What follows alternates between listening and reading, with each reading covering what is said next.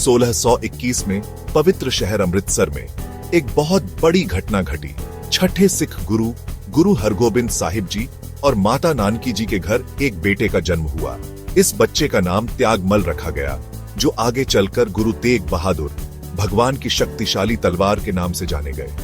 उनका जन्म एक खुशी का अवसर था, जिसे सिख समुदाय ने बड़े उत्साह से मनाया। उन्हें क्या पता था कि यही बच्चा एक दिन साहस और बलिदान का प्रतीक बनेगा, सिख इतिहास में हमेशा के लिए अमर हो जाएगा। स्वर्ण मंदिर का शहर अमृतसर आध्यात्मिकता और भक्ति में डूबा हुआ था। यहीं भजनों और प्रार्थनाओं के बीच युवा त्यागमल ने अपना बचपन बिताया। उनके पिता एक योद्धा संत की शिक्षाओं और सिख धर्म ग्रंथ गुरु ग्रंथ साहिब में निहित गहन ज्ञान ने उनके युवा मन पर एक अमिट छाप छोड़ी। गुरु तेग बहादुर जी का शुरुआती जीवन युद्ध प्रशिक्षण और आध्यात्मिक गतिविधियों का एक अनोखा मिश्रण था। कुशल योद्धाओं के मार्गदर्शन में उन्होंने तलवारबाजी, तीरंदाजी और घुड़सवारी में महारत हासिल की और खुद को एक निडर और बहादुर योद्धा साबित किया। फिर भी उनका दिल युद्ध के मैदान की क्षणिक महिमा से कहीं अधिक गहरे अर्थ की तलाश में था। उन्होंने ध्यान में शांति पाई, ईश्वर के साथ गहन साधना में अनगिनत घंटे बिताए। जैसे जैसे वह बड़े होते गए, उनका आध्यात्मिक झुकाव और स्पष्ट होता गया।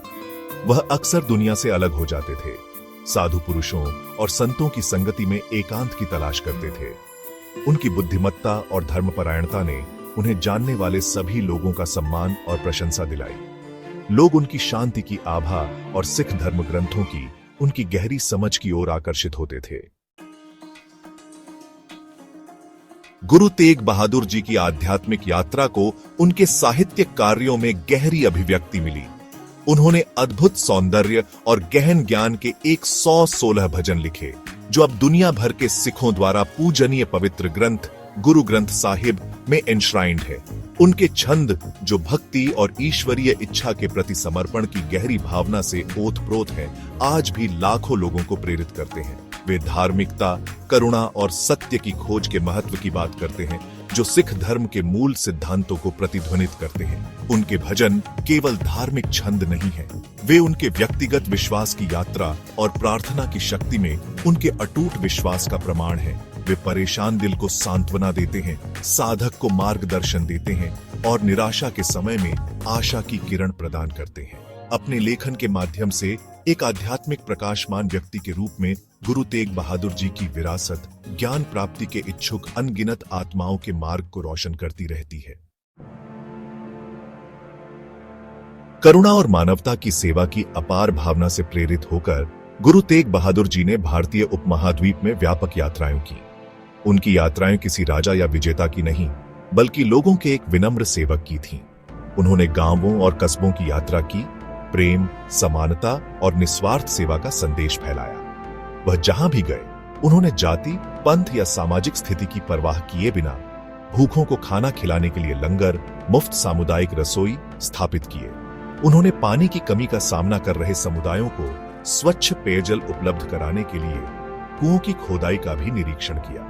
उनकी यात्राएं केवल उपदेश देने के बारे में नहीं थीं, वे लोगों के साथ सक्रिय रूप से जुड़ने, उनकी जरूरतों को समझने और उनके कष्टों को कम करने के बारे में थी। उनका मानना था कि सच्ची आध्यात्मिकता कर्मकांडों या समारोहों में नहीं, बल्कि प्रेम और भक्ति के साथ मानवता की सेवा करने में है।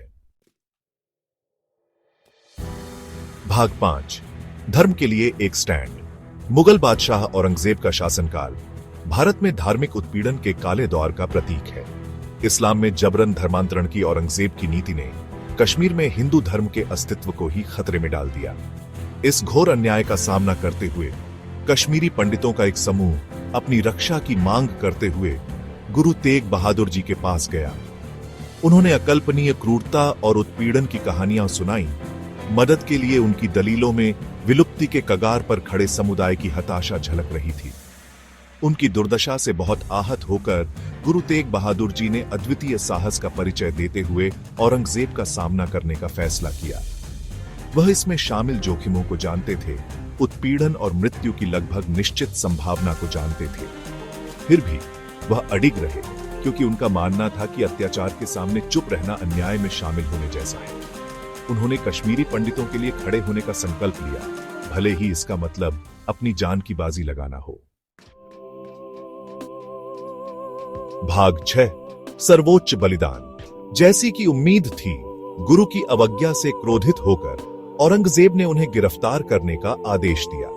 गुरु तेग बहादुर जी को उनके साथियों सहित दिल्ली में कैद कर लिया गया और अकल्पनीय यातनाएं दी गई।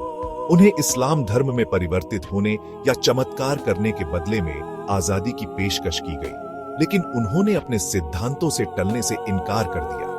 उनकी आत्मा अटूट रही, ईश्वर में उनका विश्वास अटूट रहा। अंत में 11 नवंबर 1675 को दिल्ली के व्यस्त शहर के बीच गुरु तेग बहादुर जी का सार्वजनिक रूप से सिर कलम कर दिया गया। उनकी शहादत ने पूरे देश में सदमे की लहर दौड़ा दी, जो धार्मिक स्वतंत्रता के प्रति उनकी अटूट प्रतिबद्धता और पूरी मानवता को गले लगाने वाले उनके दयालु हृदय का प्रमाण थी। भाग 7 शहादत की विरासत। गुरु तेग बहादुर जी की शहादत सिख इतिहास में एक निर्णायक क्षण है। यह साहस, बलिदान और धार्मिकता के प्रति अटूट प्रतिबद्धता के प्रकाश स्तंभ के रूप में खड़ा है। दूसरे धर्म की रक्षा के लिए अपनी जान देने की उनकी इच्छा ने उन्हें हिंद दी चादर, भारत की ढाल के रूप में स्थापित किया। उनके बलिदान ने धार्मिक सीमाओं को पार कर दिया, पीढ़ियों को उत्पीड़न और अन्याय के खिलाफ खड़े होने के लिए प्रेरित किया।